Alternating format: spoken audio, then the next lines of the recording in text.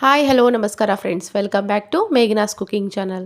ಇವತ್ತಿನ ರೆಸಿಪಿ ಈ ಚಳಿಗಾಲದಲ್ಲಿ ಈವ್ನಿಂಗ್ ಸ್ನ್ಯಾಕ್ಸಿಗೆ ಅಂತ ತುಂಬಾ ರುಚಿಯಾಗಿರುತ್ತೆ ಈ ಬೆಳ್ಳುಳ್ಳಿ ಮಂಡಕ್ಕಿ. ಈ ಬೆಳ್ಳುಳ್ಳಿ ಮಂಡಕ್ಕಿ ಮಾಡೋ ವಿಧಾನ ಹೇಗೆ ಅಂತ ತೋರಿಸ್ಕೊಡ್ತೀನಿ ಬನ್ನಿ.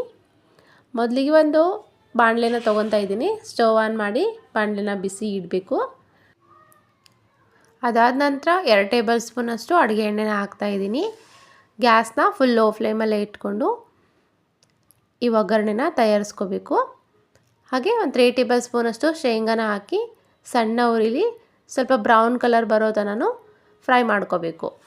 ಈ ರೀತಿ ಬ್ರೌನ್ ಕಲರ್ ಬಂದಮೇಲೆ ಚೆನ್ನಾಗಿ ಬಂದಿರುತ್ತೆ. ಒಂದು ತಟ್ಟೆಯಲ್ಲಿ ಎತ್ತಿ ಸೈಡ್ ಇಟ್ಕೋಬೇಕು. ಹಾಗೆ ಒಂದು 2 ಟೇಬಲ್ ಸ್ಪೂನಷ್ಟು ಈ ಕಡಲೆಪಪ್ಪನ್ನ ಹಾಕ್ತಾಯಿದ್ದೀನಿ. ಈ ಕಡಲೆಪಪ್ಪನ್ನು ಕೂಡ ಲೈಟಾಗಿ ಫ್ರೈ ಮಾಡಿಕೊಂಡು ಅದೇ ತಟ್ಟೆಯಲ್ಲಿ ಎತ್ತಿಟ್ಕೋಬೇಕು. ಈ ಚಳಿಗಾಲದಲ್ಲಿ ಶೀತವಾದಾಗ ಲೈಟ್ ಕೋಲ್ಡ್ ಆದಾಗ ಟ್ಯಾಬ್ಲೆಟ್ ತೊಗೊಳೋದು ಬದಲು ಈ ರೀತಿ ಸ್ಪೈಸಿಯಾಗಿರೋ ಬೆಳ್ಳುಳ್ಳಿ ಮಂಡಕ್ಕಿ ತಿಂದರೆ ತುಂಬಾ ಚೆನ್ನಾಗಿರುತ್ತೆ. ಹಾಗೆ ಅದೇ ಎಣ್ಣೆಗೆ 1 ಟೇಬಲ್ ಸ್ಪೂನಷ್ಟು ಜೀರಿಗೆ, 1 ಗಡ್ಡೆ ಜಜ್ಜಿದ ಬೆಳ್ಳುಳ್ಳಿ, 2 ಒಣಗಿದ ಕೆಂಪು ಮೆಣಸಿನ್ಕಾಯಿ ಹಾಕ್ತಾಯಿದ್ದೀನಿ. ಹಾಗೆ ಸ್ವಲ್ಪ ಜಾಸ್ತಿನೇ ಕರಿಬೇವು ಹಾಕ್ಕೋಬೇಕು. ಮಂಡಕ್ಕಿ ತಿನ್ನಬೇಕಾದ್ರೆ ಕರಿಬೇವು ಬಾಯಿ ಸಿಗ್ತಾಯಿದ್ರೆ ತುಂಬ ಟೇಸ್ಟಿಯಾಗಿರುತ್ತೆ.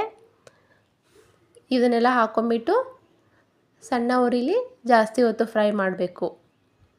ಕರಿಬೇವೆಲ್ಲ ಗರಿಗರಿಯಾಗಿರಬೇಕು, ಆ ರೀತಿ ಫ್ರೈ ಮಾಡಬೇಕು.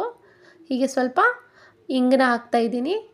ಹಾಗೆ ಸ್ವಲ್ಪ ಅರಿಶಿಣ ಪುಡಿ, ಅರ್ಧ ಟೇಬಲ್ ಸ್ಪೂನಷ್ಟು ಅಚ್ಚ ಖಾರದ ಪುಡಿ ಹಾಕಿ ಮತ್ತೆ ಲೈಟಾಗಿ ಫ್ರೈ ಮಾಡಬೇಕು. ಈ ಫ್ರೈ ಆಗಿದ್ದ ಒಗ್ಗರಣೆಗೆ ಇವಾಗ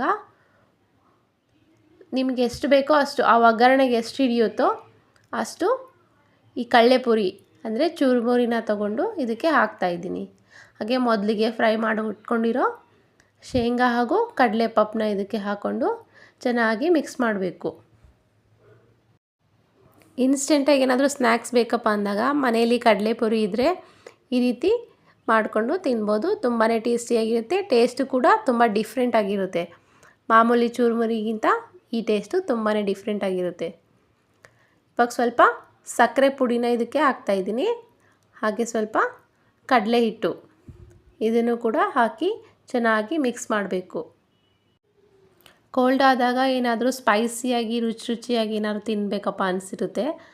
ಆವಾಗ ಈ ರೀತಿ ಬೆಳ್ಳುಳ್ಳಿನ ಜಾಸ್ತಿ ಹಾಕ್ಕೊಂಡು ಹಾಗೆ ಸ್ವಲ್ಪ ಕಡಲೆಪಪ್ಪನ್ನು ಜಾಸ್ತಿ ಹಾಕ್ಕೊಂಡು ಈ ರೀತಿ ಮಂಡಕ್ಕಿ ಮಾಡಿಕೊಂಡ್ರೆ ತಿಂದರೆ ಕೋಲ್ಡು ಕಡಿಮೆ ಆಗುತ್ತೆ, ಬಾಯಿ ಟೇಸ್ಟಿಗೂ ಸೂಪರಾಗಿರುತ್ತೆ. ಈ ರೆಸಿಪಿ ನಿಮಗೆ ಇಷ್ಟ ಆಗಿದೆ ಅನ್ಕೋತೀನಿ. ಇಷ್ಟವಾದರೆ ಲೈಕ್ ಮಾಡಿ, ಶೇರ್ ಮಾಡಿ, ಸಬ್ಸ್ಕ್ರೈಬ್ ಮಾಡಿ. ಹಾಗೆ ಪಕ್ಕದಲ್ಲಿರೋ ಬೆಲ್ ಐಕನ್ನ ಪ್ರೆಸ್ ಮಾಡಿ. ಹೀಗೆ ನಮ್ಮ ಚಾನಲ್ನ ಸದಾ ಸಪೋರ್ಟ್ ಮಾಡ್ತಾಯಿರಿ.